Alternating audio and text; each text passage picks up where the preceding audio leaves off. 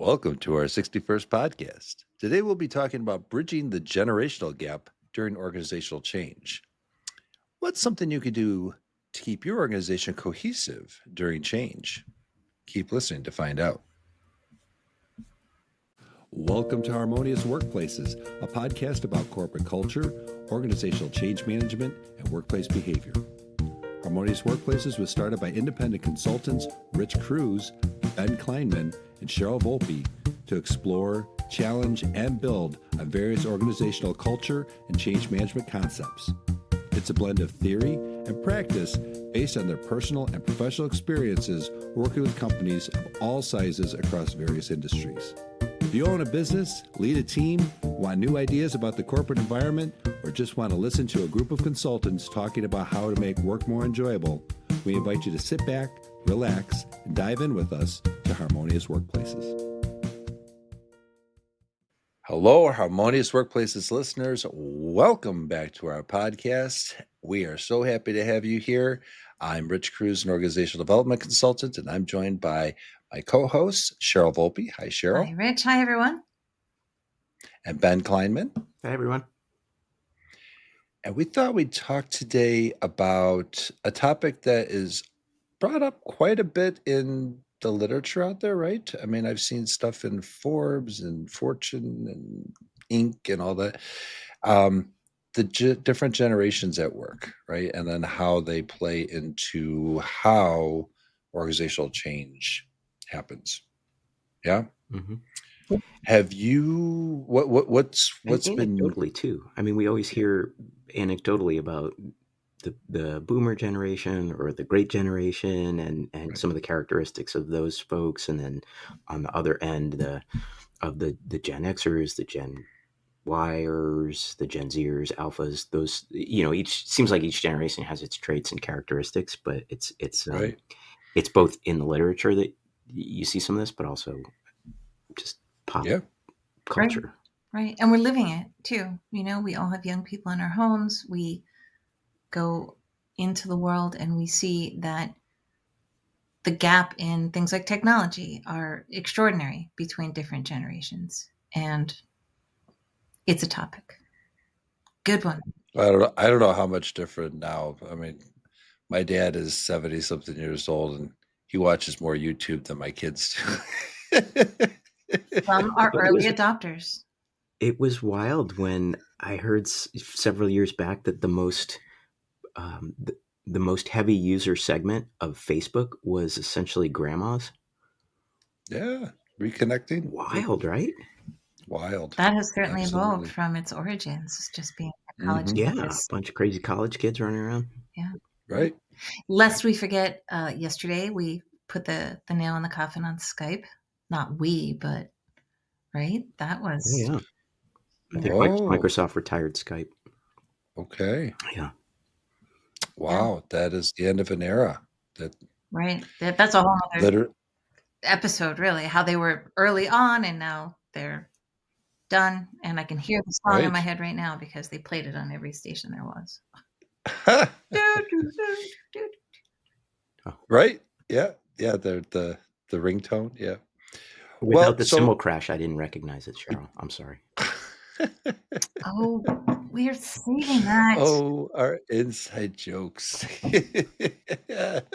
Well, why don't we do this? What the different generations we have out there, right? Which are 6 now, if I'm not mistaken, right? So we still have the silent generation, greatest generation, those the people who are now in their 90s, yeah, octogenarians, that's or above, right?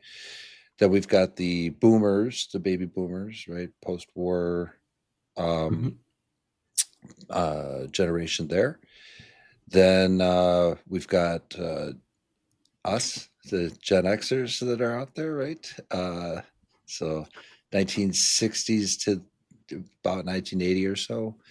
Then we've got Gen Y, or the millennials, and then Gen Z, which is what would we say? That's around the 2000 mark, right? Yep. Hmm. Yeah. Yep. Hmm. And then we have Gen Alpha, who is not yet into the workforce, but they are like They're close. that Yeah, that close. the earliest cusp of the Gen Alpha folks were probably going to be doing summer jobs or internships Yeah, now in the right. coming in now in the next couple of years, and then Yeah, that way we'll really hit the workforce hard.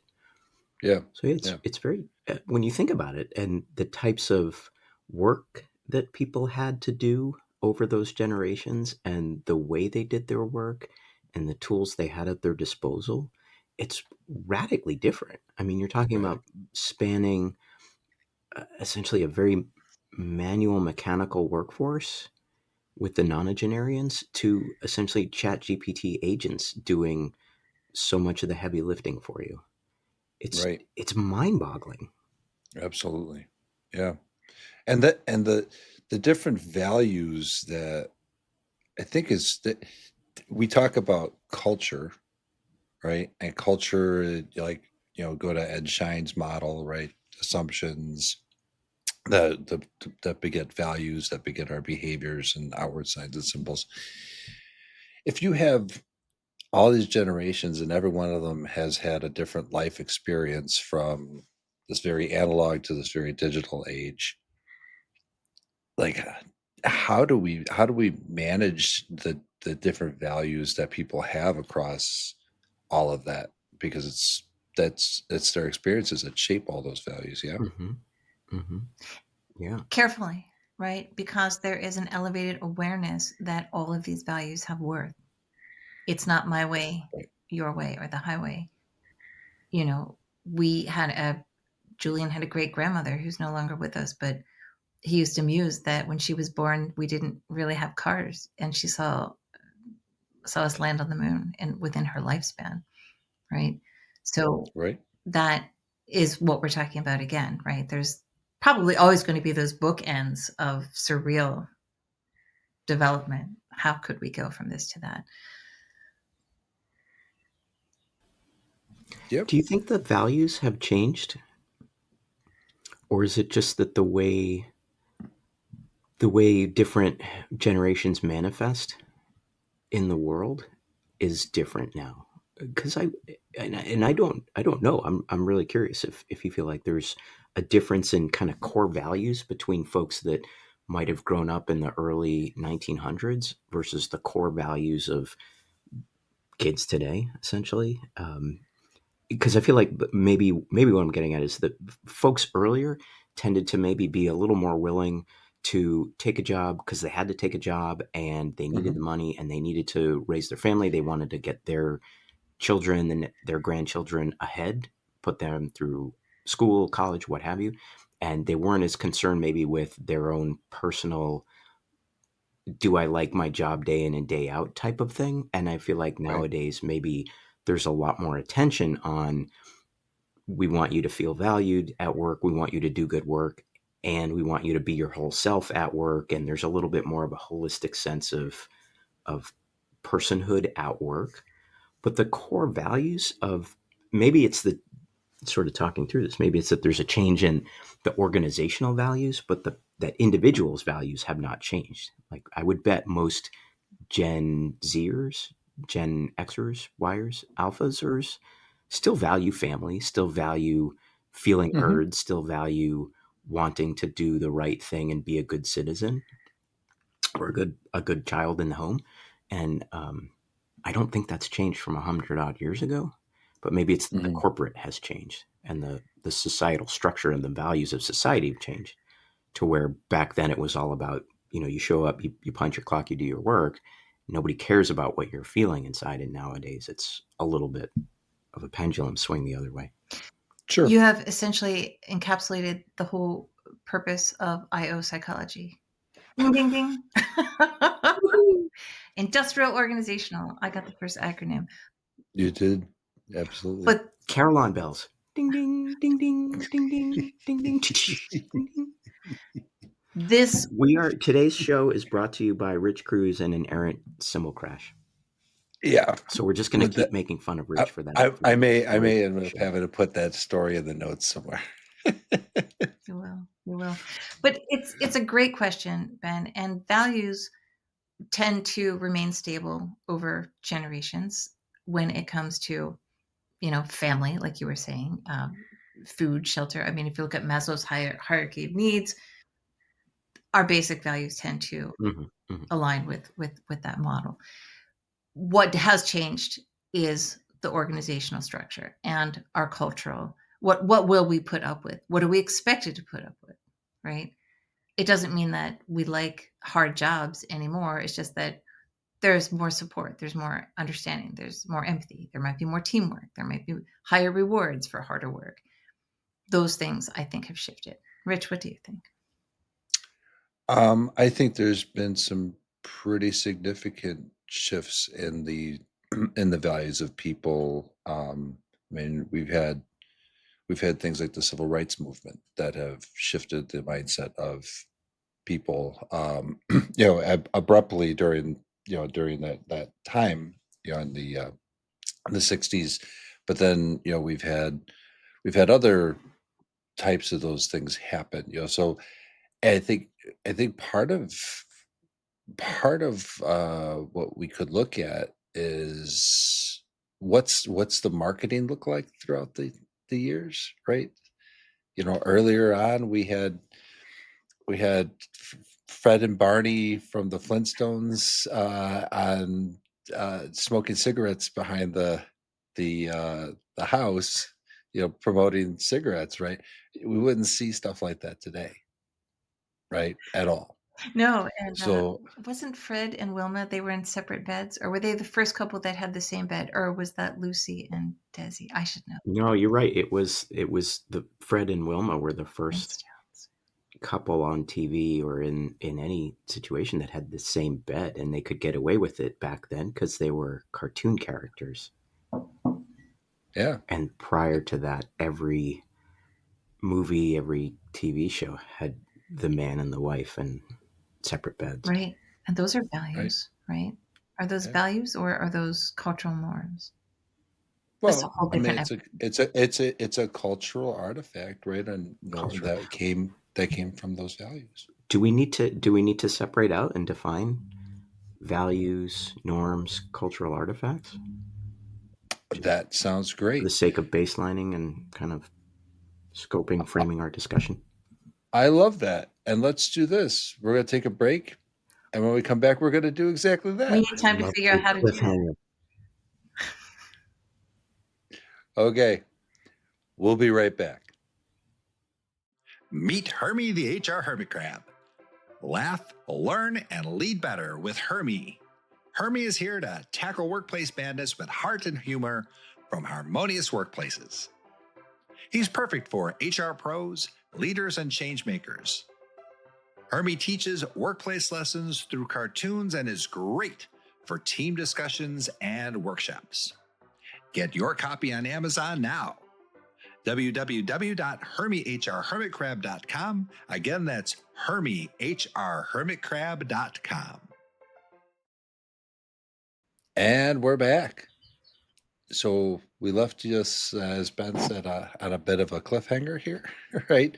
To We're talking about managing generations, the different generations that are in the workplace right now, but you know, putting this into the context of culture, right? And the norms and behaviors and all of that. I think we need some definitions here, Right, right? just maybe some simple understandings of values, norms, maybe cultural artifacts, because we've been talking about a lot of those, and maybe Yep. it would help.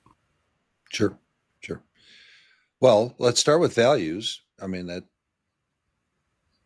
right? If we look at values from the perspective of, again, I'm going to go back to um, Edgar Schein's model there, right? So there are these underlying assumptions of how we should act in an ethical or moral or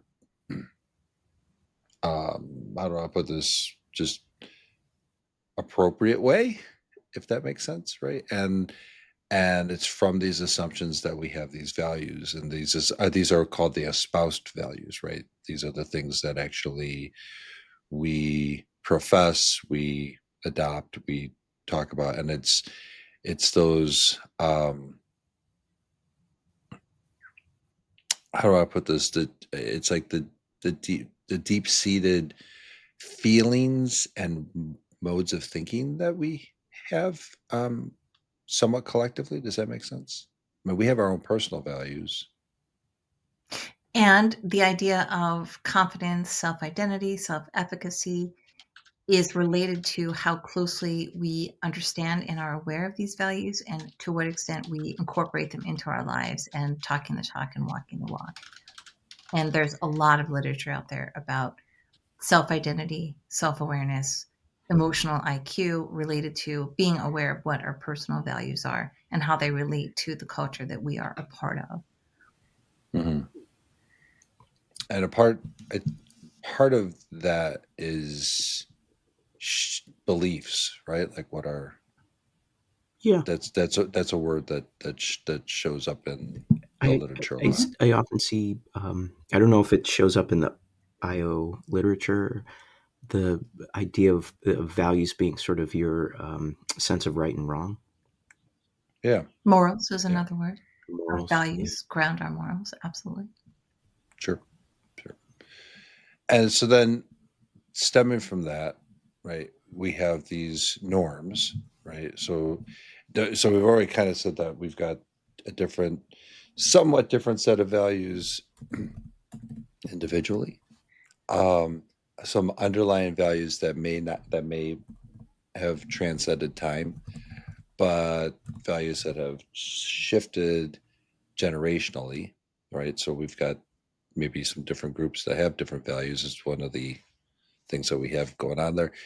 And then we have norms, right? Well, how would you describe that? Manifestation of values. Yeah, What's called what is acceptable, what is not. right. And it comes from the individual, but also there's this kind of societal pressure of how we interact with each other. So there's a psychosocial aspect to it, Agreement? right? Where, Absolutely. yeah, yeah. I remember Alan Landers, he's an organizational development consultant. He has a model that talks about one of the things that creates culture. Actually, we kind of talked about this in Dr. John Van Thiel's conversation with us a few weeks ago, where there's this uh, formal learning aspect of things, like what do we actually know how to do, our knowledge, skills, and abilities, your KSAs that we actually learn. And then there's the informal learning that comes from how we interact with each other, and those two things together kind of create this norming Please. process. Mhm. It's a normative behavior process that begets behaviors. It begets ultimately the results that the performance results, if that makes sense.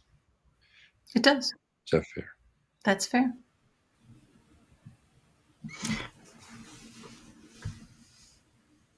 I'm wondering if it would be helpful to start talking about some of the stuff, Cheryl, that you had been cogitating on and putting in some of our show notes around how we take all of these concepts we've been talking about and put those into play in a workforce that has multi generations at play in one space, whether it's a virtual space or a physical space, but just recognizing that different generations may have different needs kind of in different ways, and how managers can try to walk those waters, swim those waters, walk those paths, how managers can manage. Any manager who can walk the water, whole different ballgame there. Wow, I didn't even think of that. Yeah. That's totally different podcast, by It the way. is. It's a whole Yeah. different challenge. It's So I would like to touch on COVID for just a moment, though, and the norms that busted wide open for everybody, and how, as a culture, that was something that was so extreme, and yet we adapted so abruptly to that working from home, wearing the mask everywhere, and understanding how Zoom worked or Skype, RIP, as the case may be. And again, another podcast probably, but how that widespread cultural incident, that global pandemic, impacted the advancement of working from home, digital meetings, conferences. And this does dovetail with what we're about to talk about, and how, depending on how old you were when all of that happened, some kids were in school and they missed milestone events, but the people that, let's say, were just of the older generations that we're talking about were suddenly thrown into, there was no choice. You were going to learn how to Zoom, right? And so the impact of that on the organizational changes that we're facing now that things have returned somewhat back to normal, but never really back to normal, we've got these hybrid work situations. So that external event impacted the evolution and the advancement and the adaptation and adoption of certain technologies that are at the core of many of these intergenerational differences that we're about to talk about, right? Sure. Yeah. Sure. And not just technologies, but I mean, other behaviors like masking up, like, Yeah. you know, there are some people that had these values of, hey, we've lived through other sicknesses before. If you don't mask, you're gonna be fine, because it'll, just work its way through you or whatever, and then you had, but a lot of these behaviors have changed significantly through the school of hard knocks, Right. and also societal pressure, Right. right? I mean, so And And some really, of that's not even generational, though. I mean, some of that not is even. is Yeah. maybe on a different axis of Yeah. social norms and cultural norms and personal beliefs. Yeah. that's true. Everyone Yeah. alive at that time was impacted at a certain level on that. And just for me personally, I remember when you would see cities in other parts of the world that were already wearing masks. I just remember thinking, what would it be like if every time you went outside you had to wear a mask, right? I had no idea that these subconscious thoughts that I was having about these other cultures because of pollution or other elements, and then we were living it. So going back to how cultural norms, artifacts, and values affect the challenges that different generations are confronting right now, specifically in organizational change. Right. A lot of factors go into these, but if we could bring it back to a simpler framework here and just talk literally about who's being challenged right now and by what. Right. Sure. Why don't we take a But break, and when we come back, we can dig into Yep. the ways managers can manage. Okay, sounds good. Great. We'll be right back. At Harmonious Workplaces, we believe work should provide purpose, satisfaction, and growth. We empower people to thrive by fostering environments where individuals can find meaning in their work and organizations can succeed through thoughtful, well-executed strategies. We're committed to making work better for the people who do it and the leaders who guide them. To discover how Harmonious Workplaces can impact your organization, visit www.harmoniousworkplaces.com and book a free 30-minute information session with one of our consultants today. Again, that's www.harmoniousworkplaces.com. And we're back. So our conversation about a multi-generational workforce has turned into a conversation of culture right? And it's turned into how do we manage? I guess that's where we have to bring this to, right? Is how do we manage people within all of this context? Yeah, we spent a lot of time talking about the underlying and defining things just because Right, I think to try to manage it, you have to understand all of those factors at play. It is right, so thick with layers of meaning and values and beliefs and those kinds of things. To right, gloss over that is going to make a manager's job really hard. So somehow they have to walk, the managers need to walk that line between understanding all that, but not letting that overwhelm the need to get work done. And so right. maybe Cheryl, that's where we could start digging into some of the research you were looking at in terms of ways that managers can try to do what they need to do to recognize people, their value as individuals, but also then make sure that the work is getting done. And if that differs over generations. Makes sense. Sounds good. Part of what managers are struggling with now is where do they decide on what amount of change adoption qualifies as success, Mm. right? Mm-hmm. And Mm-hmm. are they to decide that if we are to keep up, those who are left behind cannot stay, right? Oh, But in mm. cultures that are more sensitive to the values or the contributions, the individual contributions of a diverse array of generations, will work to keep those generations, all of them, engaged and recognizing the value that each of them are bringing. This is again back to technology and the attitudes towards that and adopting change.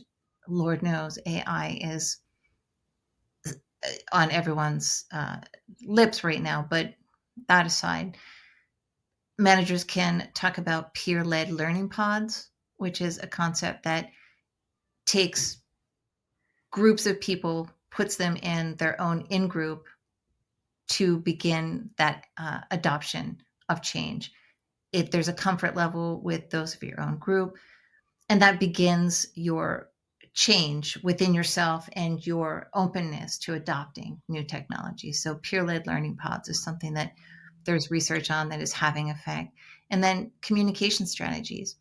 Just by the people that you have on your team, understand that people learn in different ways. Change the modes of the way you are training. Change, have a diverse array of modes. And we talked about this many times on our podcast before. People learn in Sure. different ways. And if you really want to ensure the adoption of different changes, you do have to consider the way your team learns and the way across silos, across divisions and business units, what are the best ways to reach different people? Have either of you seen anything in the way of like gathering data during the early stages of a change to get like some of the sentiment of people and their readiness for change? Is that something that you've had experience with? I have not myself. Change, I know that we as a consulting firm have tools that assess change readiness, and they're out there. Sure. And people assessments, Katie Thomas and her team at Sten 10, they use them. But I have not had the luxury of being in a position where, oh, are you ready? No, you will. That's just been my experience. Sure. Sure. Yeah, a lot of the change literature talks about that. I think it's hard if you're it's always going to be easier if your corporate culture has some sort of baseline assessment going. So every 6 months, every year, there's sort of a pulse of the culture or pulse of the company. And the better companies tend to do that sort of thing, and their leadership is focused on making sure that their people are engaged and they're addressing people's concerns, things like that. If you're Right. embarking on a change and you don't have that baseline, it's never too late to start. Mm-hmm. And at least then you Mm-hmm. have something to know, not just is the new system implemented or have we rolled out the new organizational structure, but are we tracking positively in terms of how people are feeling about this change? Are they more engaged than they used to be? Are they more readily identifying with the values and the motivations of the organization, that kind of thing? Sure. Absolutely. And Yeah. Ben, you touch on a really important other difference between the generations, which is differing views on feedback and recognition, right? And Mhm. and part of the older generations tend to prefer an annual review with a financial recognition of that performance, right? And younger people prefer not saving up all the feedback, good and bad, for the annual, or Mhm. they would rather know on a regular basis, how am I doing? Can I do this better? Yeah. Microsoft has switched their feedback process to daily. There's a process that they are rolling out that says, what did you do? How did you feel about what you did today? And can I have some feedback? And not it doesn't mean that they're going to get feedback every day, but tracking the idea that how did I do? How did I feel about it? And what can I do better is being integrated into the culture as something that is not just once a year, like the 360, you know. Mm. Cheryl, in the research you were looking at, or in your experience in the corporate world, is the idea that older generations prefer less frequent feedback, or are they just used to it? They're used to it. This is the cultural norm of periods of feedback, right? Yeah. Okay, because to me that's different. I guess being used to something is different than preferring it. And most of the research that I've seen on ways managers can be better managers is to provide more regular feedback, like you were saying, provide more um, uh, situation specific feedback, maybe give a little bit more reinforcement that's not necessarily a bonus at the end of the year, but a nice thank you or a little card or maybe a $5 coffee card or something like that, as opposed to saving it up for one big bang show at the annual review Sure. performance. And I feel like some of that is just that's the way it was done. Nobody thought to do anything different, but I haven't seen anything that tracks people's preferences. So that's what I'm wondering is if there is anything that speaks to the preferences about what individuals across different generations like in terms of feedback. It is more what I'm talking about now is the older generations are more accustomed to annual reviews or private acknowledgments, where the younger employees often expect, just because of the culture now, expect, even social media, did I get my likes? There is a move towards informal feedback and public recognition with I the see. Yeah. younger Yeah. people. Yeah. And I don't know what the preferences would be, as I don't have that literature at hand at the moment, but it's a great question. We're talking about what are people accustomed to in a team setting at work in the older generations. Sure. Well, I like the idea that you brought up about these learning pods, and Mm. it's one of the reasons why I brought up the assessment question. Because if you're going to put together, it seems to me like, and this does come from some personal experience. It seems to me that if you are going to put these groups together, to learn from each other, learn with each other, to have a heterogeneous group, right? A diverse group that has the potential to have some mentorship within it. It's almost a reverse mentoring program, really, where you're pairing digital natives with people who are less comfortable through reverse mentoring, where the younger employees Right. coach. But it goes both ways too. I mean, Rich, you've talked a lot on prior shows about intergenerational learning and mentorship and sort of the idea that older generations, people that have been in the workforce longer, will find more value in training younger folks or helping younger folks learn to navigate a corporate world that helps them become more self-actualized.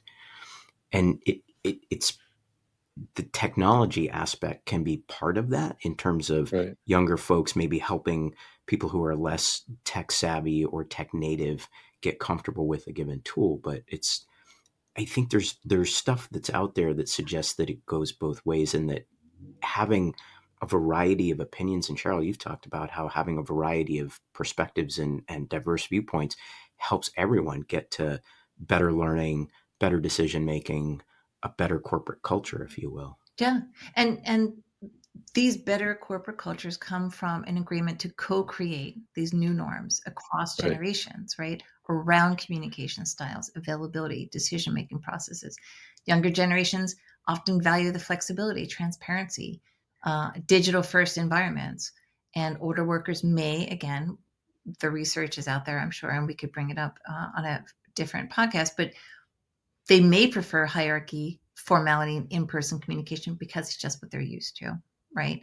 And so agreeing to evolve as a company, incorporating into the culture of the company a co-creation of new norms across the generations, recognizing first that we have clashes not because people don't want to work together.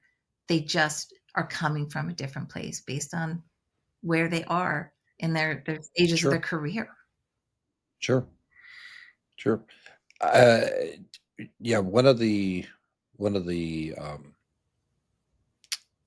developmental psychologists that are out there, Eric Erickson, that you know he's he's done work for years and years, but and people cite this all the time. There's these different stages of life, like you said, Ben. I've brought this up before, where in this period of like between our 40s and our 60s, where this generative stage, it's generativity versus stagnation, meaning we want to pass down, we want to give the knowledge and transfer the knowledge to others. Otherwise, we feel like we stagnate. Whereas those who are for between like that 20 and 40s, and it's not hard and fast rule that it's that age group, but what he does say is that they are looking for intimacy versus isolation. So they're trying to find their place to be. They're people to belong to their group, right? I love the idea of this kind of learning pod thing, because you have the ability for somebody to give information and share information, but then you have somebody who on the, let's just say, the generativity side of things. Whereas you have these other people who are longing for belonging, and they want their contribution. They want to be heard. They want the feedback. They also want to be part of that, like you said, Cheryl, the collaboration, the co-creation. That uh, that kind of scenario of people being in these work groups to be able to have everybody contribute seems to be a natural way for a manager to effectively have change happen. Yes. And it anticipates that there are these differences. And when you go into a setting like that, understanding that we are here together in this group to talk about what our differences are and help each other understand each other, which builds trust, the groundwork for that psychological safety where people can feel that they have purpose, they have a career path, they're not being cut off every time that they have a different idea or a hesitation.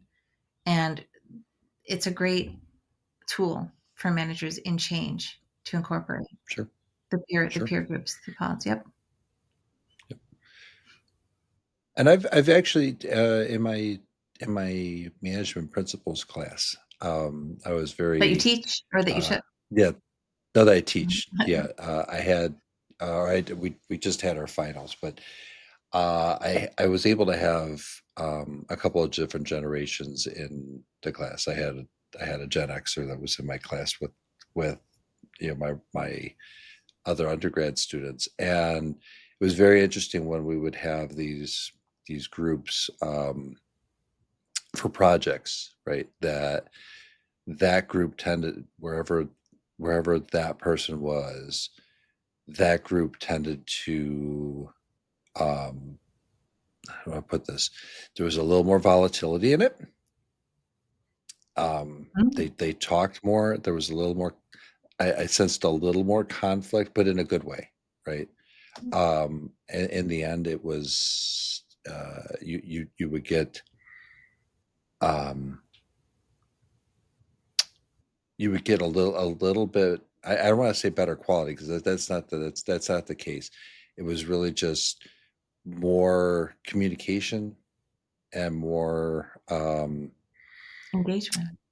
engagement, and I would say maybe just a little more innovation from there, because you had these two distinctly different points of values that were discussed in the group, if that makes sense.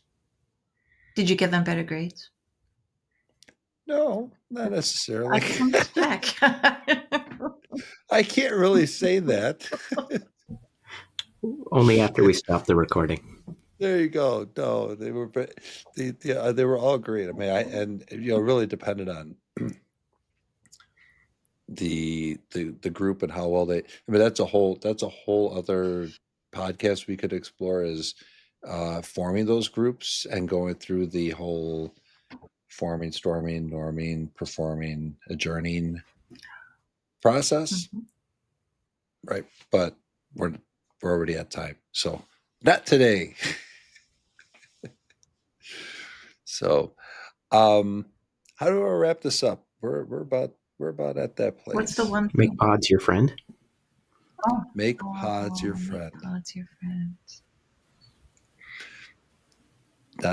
Don't eat the pods. Oh, I was thinking of those Orca pods. There you go. Pods of whales. Pods, yes. And I was picturing the one that you put in your driveway and put all your junk into. Right. There's that.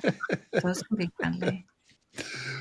Oh, create a learning culture. I guess that's the whole, that oversimplifies things, but create learning culture. And be aware that there will be differences, because not everyone is the same age and in the same. Yeah, that's right. All right. Are we? Yeah. All right. Well, with that, let's do this. We'll be discussing more elements of change in other podcasts. Please take a look at our other podcasts, and we'd love to have your feedback. How are you managing things in your workplace, especially in this multi-generational workforce that we're in? We'd love to know. Yeah. So or any good stories. Absolutely. Intergenerational, multi-generational workforce stories. Love it. Yeah, absolutely. So, all right, folks, until we meet again, make change your friend. Thanks for listening to Harmonious Workplaces. You can find Harmonious Workplaces on LinkedIn, Twitter, YouTube, Spotify, Amazon, Apple, and other streaming platforms. We'd love any feedback on whatever channel you find us on. Please rate, like, and share our podcast with your network. And remember to add Harmonious Workplaces to your list of favorites to get notified about each new episode. To contact Rich or Cheryl, please visit www.workbalanceconsulting.com. To connect with Ben, find him on LinkedIn or visit at www.harborsidestrategy.com.